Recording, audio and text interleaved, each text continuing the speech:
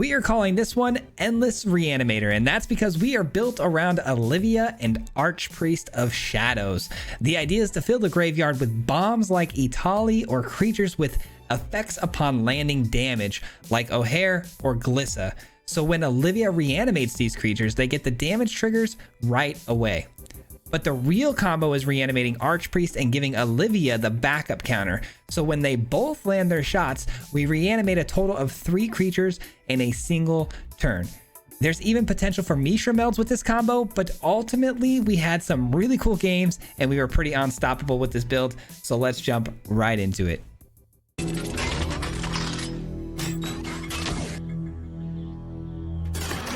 All right, ladies and gentlemen, I am super excited about today's deck because this one, it just seems like I can't lose. It has been absolutely incredible.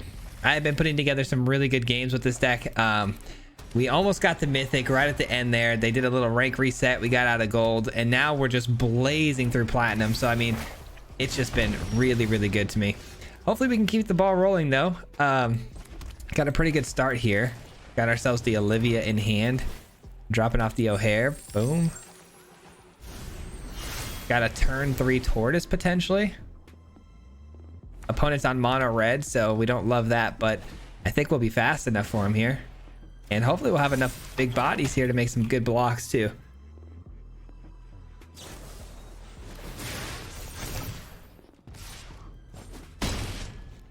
All right, a 5/6 body already is kind of crazy. Is what it is though. We got the Tortoise coming down here, which is a 3/3 blocker, can handle the Kamano pretty well. Got an extra land coming to the field. I am going to make the block regardless of whether or not they might have some sort of pump spell, you know, whether it be Monstrous Rage or something like that. I still am going to make that block because I have a backup Tortoise here. I'm looking for something massive in the graveyard. O'Hare is pretty good, I'm not gonna lie, but something massive that maybe the Olivia can pull back, like an Itali or something. I guess that's not that big of a deal though, because Itali's not going to hit anything great off the top of their deck. I guess that's not like super cool, but that has prowess. That's got the most potential to actually kill the Tortoise on attacking. Let's do this. They had nothing there? Shoot. I might actually just play Mishra here because Mishra not only has one of the bigger bodies on the back end to block with, but it also gains me a little bit of life when I'm attacking, which is something I definitely want to be doing with the Tortoise. So let's do that. Let's fill up the graveyard here. Get another land. Olivia's ready to go. Now, here's the bummer part about this deck that I've actually come to realize. I've taken off the auto stack, meaning I don't let the game trigger my stack automatically. I'm going to be doing it manually, but it still doesn't work. I'm trying to do that because I have the Tortoise and the Olivia, and when they're on the field at the same time and they attack at the same time, I want the Tortoise to fill the graveyard first and then Olivia to choose the target from the graveyard so we have more options. But for whatever reason, no matter which way I stack it, Olivia always prioritizes taking a card from the graveyard first. It's really annoying, but you are probably going to end up seeing that. 3, 4, 5, 6 damage. That's pretty sweet. All right, Olivia into O'Hare, and then O'Hare's going to be able to find us some other things to put on the graveyard or to put on the field. All right, hopefully it's an Itali. Let's go. I've got to hope for the best here. I'm going to leave back the Mishra for blocks. 3, 6, 9. Wait, 9. Oh, that's only 15. Wait, that's lethal. We have lethal. What am I saying? Okay, then we have lethal, but keep in mind, guys, watch what I said here. So we're gonna attack, and we're gonna put this Tortoise on top, right, to do first trigger, and it's still gonna make the Olivia choose the target from the graveyard first. It's pretty crazy. See, every time. I don't quite understand why it does that. I was hoping to get that Millage first and then Olivia to choose, but it is what it is. We have lethal though. GG's, a good first game against mono red. Love it. I think we just tiered up too. I'm telling you guys, we've been running through platinum. We haven't even dropped the game yet. Like we're like 7, maybe 8-1. It's crazy. All right, let's see our hand here. Oh my goodness, the mana looks so good, but the hand itself looks very scary. I don't think we can keep this.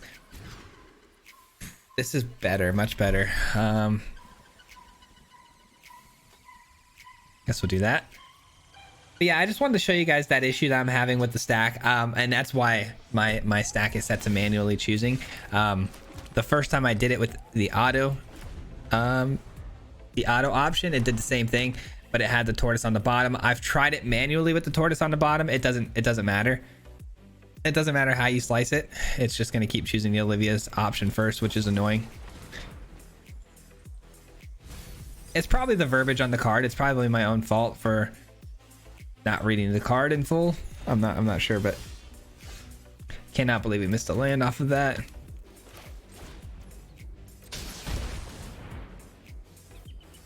I don't love the Sultai colors because that does open the door for potentially counter spells, and with these priority holds, I'm feeling like they probably do have a counter spell, unless it's like a joint exploration or something. Or that. Okay, cool.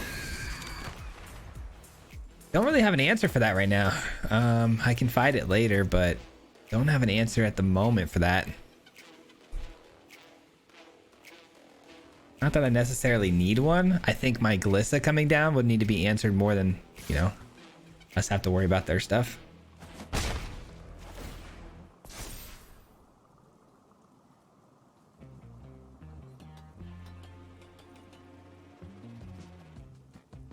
I am curious to know what they're on though, because you would think with Sultai and Malcolm and they're drawing extra cards, they're probably actually a deck that wants to utilize Dina, the Sultai team up card.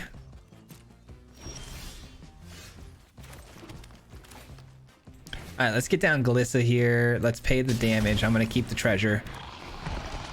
And the Archpriest is ready to go next turn. I mean, that's pretty exciting. I can give it to the Glissa because almost certainly Glissa is going to get the attack through. And then we'll get the Atali on the field by turn 4. I mean, that's pretty solid. Turn 4 Atalis. Can't be too mad at that. Assuming they don't have a kill spell or a bounce spell, which is highly, highly unlikely. Oh, or it's likely, actually. Okay. I don't know. Are they gonna block is the question. I doubt it. Most people aren't really too keen on blocking the Glissa as it is. Oh wow, they did block. I will give them kudos for that though, because most people don't end up blocking because they don't read the Archpriest and they don't really understand that I'm about to bring back a creature from the graveyard. And so this opponent not allowing me to get that through is pretty good.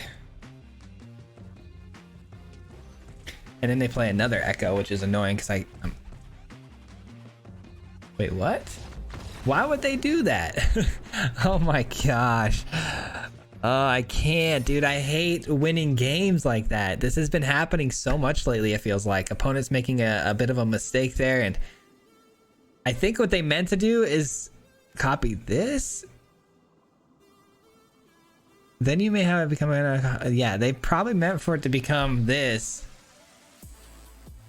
I don't know what they were thinking. Either way, I mean, if they take one of these with this, let's just say they take the Glissa here. They don't have a good blocker now against the Archpriest. It would have been bad either way, I think, in my opinion, but I don't know. I don't like winning like that.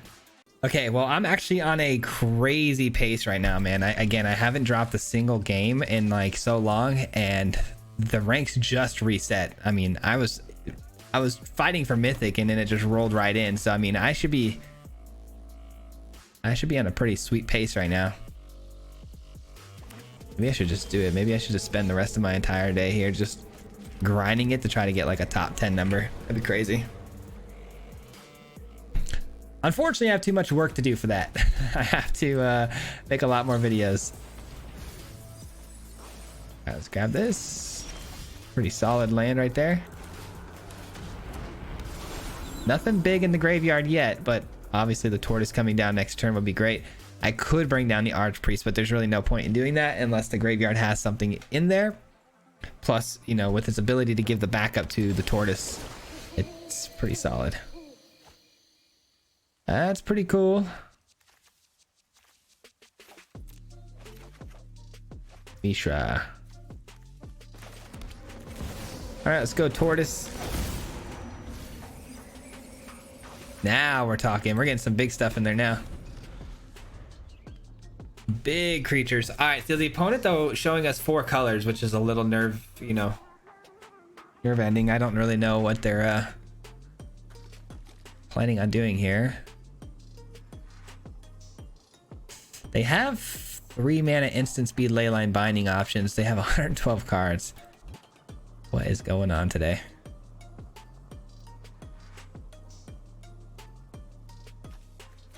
Hopefully they don't. All right, I need them to cast something. I need to go back to daytime, huh? I need them to cast 2 things. That ain't happening. I was hoping to drop off the Archpriest into the graveyard so I can show you how busted it is with Olivia pulling it back from the graveyard and then hitting 2 more creatures from the graveyard. We can basically unload our entire graveyard in a single turn. But that's not necessary, so we're gonna go ahead and just Olivia up, baby. Let's go.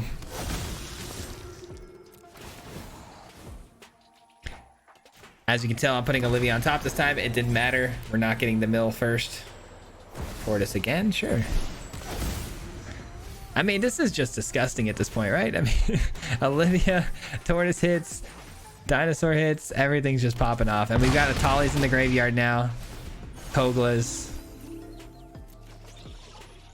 Crazy, man. Next turn is going to be broken. We're going to break the game on the next turn. They better sweep the board. That ain't a sweeper. That ain't a sweeper. That's a GG's if you ever ask me, man.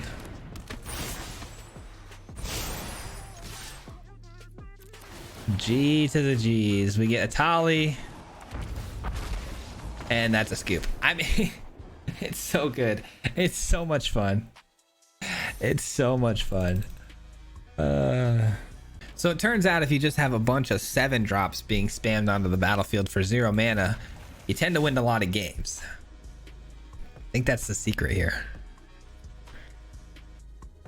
I really would like to get that Mishra meld for you guys today. I've hit it a couple of times already, so I really think it's possible for me to pull it off here for you, but maybe I'll just prioritize that. Maybe I'll stop going for the not necessarily the biggest and smartest plays. Maybe I should be going for more stupid plays just so I can get the meld off for you, because it'd be really a lot of fun. And I'm all about fun around here, so. Okay. I think I'm gonna go ahead and prioritize the Tortoise here before they're able to do much with their mana and sweep the boards and all that nonsense. Okay, where's my Mishra? Give me the Mishra and we'll get this thing rolling. We'll get the party started. Mishra's best ability, in my opinion, is just forcing them to discard 2 cards every turn. It's really ridiculous. Anything crazy in here? No. I guess I could bring my whole field back though, which is kind of nutty. Plus, we don't even know what this is going to mill out yet. This is going to be really crazy this turn. So they're tapped out. They're going to tap me down. Damn. Never mind. So much for crazy turn. I forgot the net can tap me down for no mana. Well, that's unfortunate. Things were going well for a second there.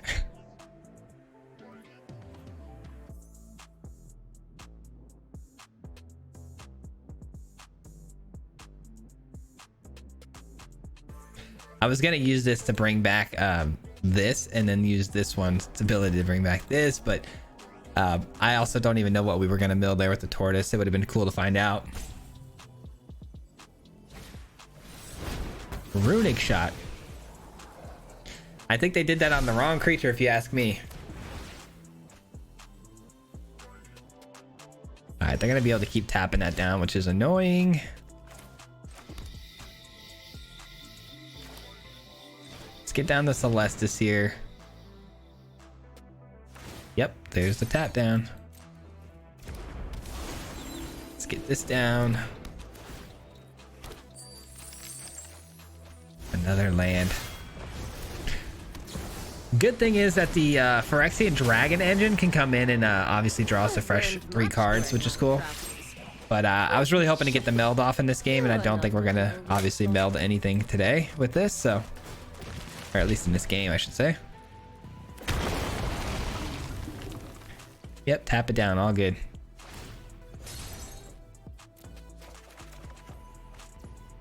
Those are some good cards right there. Yeah, so wait, let's see what this thing does now. So, craft with an artifact, draw a card for each artifact you control, then put... And just honors library right there from the top. Do we care? I don't think so.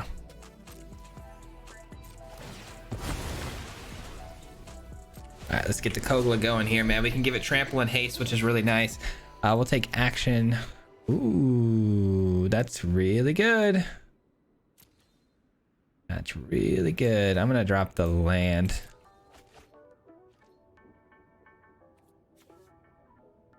Not much in the graveyard filled up though. Hopefully we get another Celestis hit here. Okay. We've got the edge in this fight. Okay, so we got options. I could Olivia and then end up with 2 of these on the field. But Kogla seems honestly like the better choice. Kogla just seems like the better choice because I'd really like to get rid of the Wandering Emperor. But at the same time, just taking away their ability to go wide here and get creatures around me to flip this is also important. I don't know. It's a tough turn. I could have given this trample and haste and really just went for that Wandering Emperor, but they wouldn't have blocked anyways. Then they would have been able to send at least 5 damage this way, which made me nervous. So I think just blowing up one of those is fine. All right, so tap, and for 4 mana I can do this ability. So they don't have enough to do that ability just yet. So for now, 1, 2, 3, 4. 1, 2, 3, 4, 5. Okay, so here's what we're gonna do. We're gonna go like so. Draw a card. Ooh, it's a good card.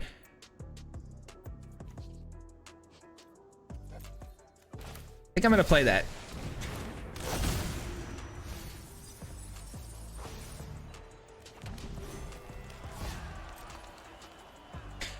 All right, we're gonna attack into this. They're gonna be forced to make a block here with one of their 2/2s. Oh, or let it go. Okay, they let it go. Our swords will Next turn, we got Olivia, and we're gonna be cooking. Absolutely cooking up something nice here. Yeah, I figured as much. We're gonna get it right back though. All good. No good attacks into us, which is fantastic. So they're not going to be swinging in. Do one of these. Oh, another Kogla. Bring back the Glissa. Man, so many fun options here, if I'm being honest. Like, so many fun options. I think I'm going to go with Olivia, though. And Glissa. And swing through. Unfortunately, not able to get the mill first. Really wish I could. And then this comes down, attacking the face. We give the ability to the bride. This is where things get really fun because now, if they don't choose to block the Archpriest, we're going to get 2 more creatures back from the graveyard right here. Oh yeah, huge mistake. Huge mistake. Yep, both of these trigger. We'll bring back Atali. And how about Kogla? Let's fight. Now, here's the thing though. The opponent could very well have a sweeper on the way. So let's not get our hopes too far up here because there's a pretty strong possibility of that because they haven't scooped yet. Nope, they don't. Oh my god, that's so broken, dude. Archpriest with Olivia is absolutely broken because Olivia is gonna land a shot 9 times out of 10 because it's a flyer. You give it that backup and then they don't block, and nobody even reads the Archpriest, and they just let the 4/4 hit give us another creature. It's wild. Man, I really forgot how fun Olivia could be. Why did I ever stop playing that card? Who knew it would be actually this good too? Mono blue. This might actually be the worst matchup ever for us here because we are very like curve dependent. Like we have a 3-drop, 4-drop, 5-drop. And if they just keep countering everything, that could get really bad. So wish me luck. Wow, they didn't have a counter there. No counter for the Celestis, huh? Is this more tempo protection type situation?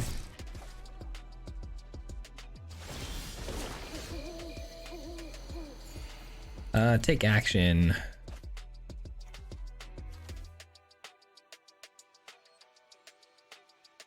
I don't know. I don't know what to do here. I'm gonna be getting mana extremely fast, so I don't really think I want to drop an Atali here or an O'Hare. We haven't even shown you guys exactly what the O'Hare kind of is designed to do here, but I'd like to, but just not in this matchup because I'd really like to start ramping into this Atali if possible.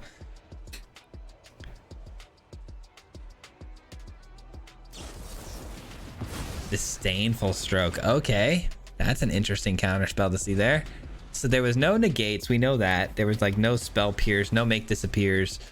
Disdainful Stroke is on the table now, and we still probably are going to see some sort of like essence scatter effect maybe. 2/4. Whenever you cast an instant or sorcery spell, create a sorcerer role token attached. Okay, that's fine. It's gonna cause a lot of pain, that's for sure, but interesting build here for mono blue. It's not the typical, that's for sure. All right. Let's try to resolve this because I like my odds of resolving this obviously better than the Atali because we avoid that make disappear mana. Like we can spend the 2 mana to pay for the make disappear. So let's try to land this, and then hopefully the Tortoise finds us something better off the top of the library than it already has in there. Okay, so it does get countered. Yeah, I figured. Well, that's unfortunate. Do we attack in now with that knowledge, or do we leave a blocker here for this 2/4? I feel like we kind of have to block here because getting an extra land is great and all, but I don't really need it. And taking another 2 point of damage is just not sounding like a great idea.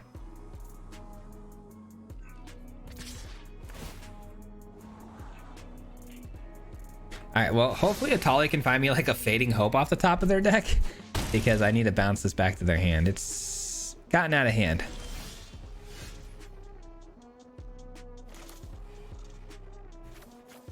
Oh man, the odds of this resolving are so low. We've seen Disdainful Stroke and we've seen this Riddle. Counter target spell unless control phase 4. They had to have just drawn that one though. This is a big yikes moment, man. It's a full send situation here. I don't think make disappear is even something they have. So no matter what I would have casted here, it's probably getting countered. That's such a bummer. That is such a bummer. Okay, I don't think we can win here. Just a really bad matchup. We finally run into somebody running mono blue. I did beat mono blue earlier with this, but it was a very close call. Our luck has run out though. So this gains me 2 life. I mean, that'll keep me in the game, which is an interesting thought. Let's try to land the O'Hare here. Another counter spell. Oh man, mono blue is just a load of fun, isn't it? Just a load of fun. Red or green spell. Okay, so specific. Interesting. It's actually a pretty cool counter spell with both options there. All right, well, we've only got 1 more turn we can play, so let's hope it's a good one.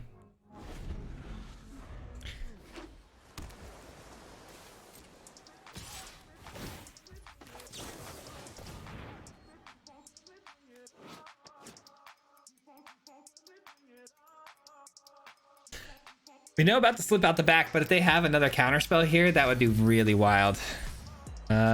Shoot, that's a bit of hope for me there. I mean, I could play it for its cycling ability to deal 3 damage to this, but the slip out the back is just going to be played, and that's not going to work, is it? But then again, hold on. So we have a couple things we can do here.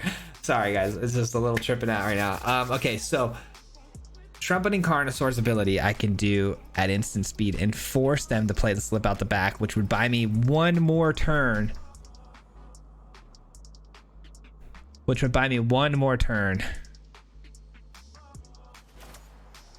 I'm gonna go for it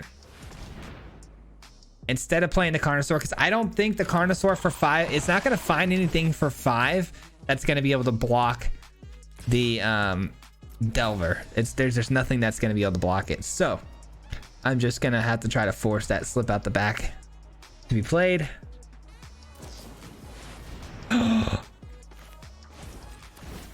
They screwed up. Kind of. Not really. Not really. They actually didn't screw up. Dang it. That's just a bomb. They had a bomb in their hand. Okay, well, I lose because I can't block both of these. Damn, that's just a straight up bomb. Could not have expected the Hull Breaker there. I mean, it was a very interesting mono blue deck, to say the least. Yikes, dude. Good game. We finally take an L. I mean, it's been such a big win streak for me. It's very surprising. I mean, it's just such a bummer to actually like lose that streak and break it. Dang it. We were cruising. Oh, mono blue. When will you die? When will you die? All right. This hand looks pretty good. I don't like the slow mana here to start things off, but can't pass up a turn 2 invasion potential here if we do find another land. Let's see what we're up against here. Got to play the green-red source, obviously. If we draw another land that works with the invasion, we got to be ready to play it. I really want to get that Mishra meld, man. I want to get the Mishra meld for you guys. I want to do it for the family. For the mob, you know? Because I've gotten it like 3 times. It really wasn't that hard. I mean, we haven't really run into the pieces at the same time in one game yet. That's the problem, but... ain't no way they kept the 1-lander, right? Okay, good. Thought maybe for 1 second there, they kept the 1-lander. That would have legit bummed me out. Here's the plan. Here's the game plan on this one. We're gonna play our land and the Archpriest next turn. They're running green only so far, and it looks like obviously running dinosaurs. So it's gonna be working off of burn mechanics. A 5/5 Archpriest should not die for at least 1 turn, right? And then the following turn, we go with the invasion, drop off the Atali, and swing through. And by golly, we should be able to get it back. Because they're probably going to swing through with the 6/6 here. I'm going to let it get through. I hope. I mean, it is a Death Toucher. They might not attack. We'll see. We'll see. But if they don't attack, they almost certainly will block, which would be a bummer. Okay.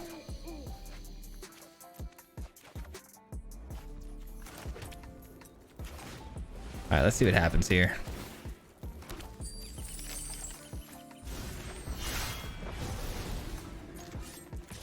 Let's see what happens here. They kept a 2-lander, which is really not smart on their part. And it's really not smart on their part that they let that land. Oh my gosh.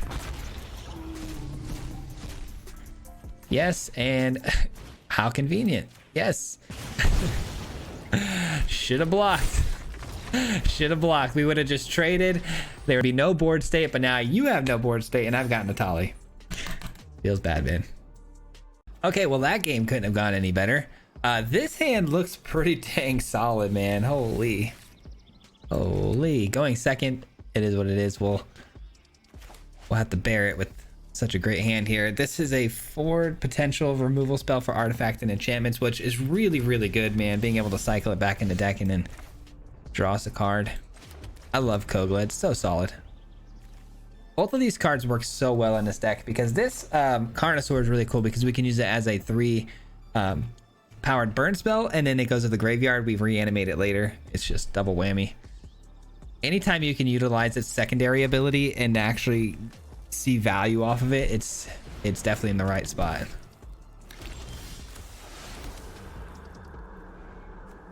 All right. This is definitely going to be important to blowing up the Nahiri Resolve, so let's be aware of that. Man, I think I got to drop the Mishra here, which feels bad. All right, cool. We get another one. That works.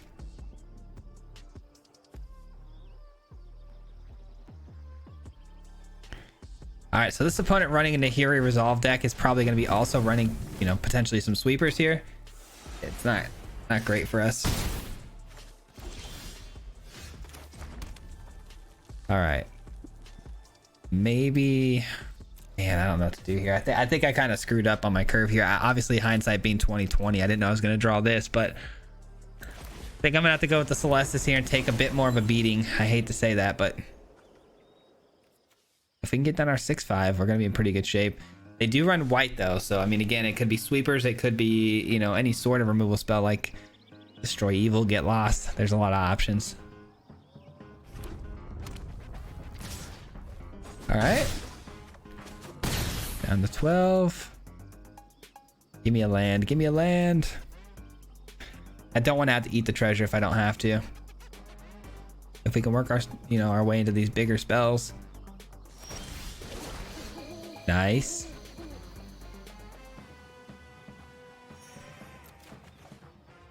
A tortoise. Wow. Okay, well, looks like we're going to be looking to do some reanimation stuff here. I'm going to drop the Carnosaur. I think having the Kogla ready to go is a little more important. What if I play this first? Yeah, I don't know. I really want to play the O'Hare, to be honest. I feel like the O'Hare survives a lot, and if it doesn't and it dies, it's going to die to something like a Get Lost, and it will just become a land anyways. Oh man, this might be a mistake. This might be a mistake. With the tortoise, I get at least immediate value, right? Obviously, with getting a land from the graveyard, potentially. If it would have milled, obviously, a land, but... Alright. That's fine. I can live with that. I can live with that.